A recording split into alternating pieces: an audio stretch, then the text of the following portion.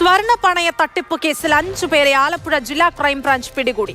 റിമാൻഡിലായവരിൽ Ambalappuzha ICICI ബാങ്കിലെ മുൻ ജീവനക്കാരും ഉൾപ്പെടും. പുതിയ പണമിടപാട് സ്ഥാപനം തുടങ്ങാൻ തയ്യാറെടുക്കുന്നതിനിടെയാണ് വൻ തട്ടിപ്പ് സംഘത്തിന് പിടിവീണത്.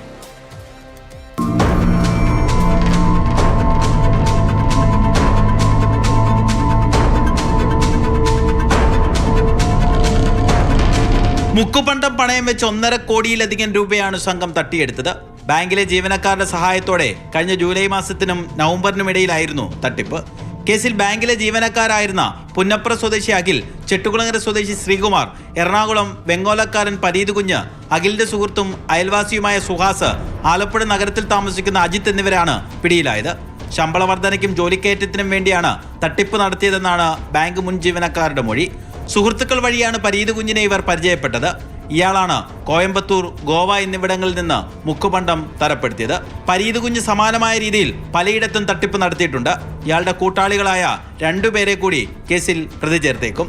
ബാങ്കിലെ ജോലിയിൽ നിന്ന് പുറത്താക്കപ്പെട്ട Sreekumar insta loan and investments എന്ന പേരിൽ പണമിടപാട് സ്ഥാപനം തുടങ്ങാനുള്ള തയ്യാറെടുപ്പിലായിരുന്നു. ബാങ്കിൽ പുതിയ മാനേജർ ചുമതല ഏറ്റെടുത്തപ്പോഴാണ് തട്ടിപ്പ് കണ്ടുപിടിച്ചതും പോലീസിൽ പരാതി നൽകിയതും.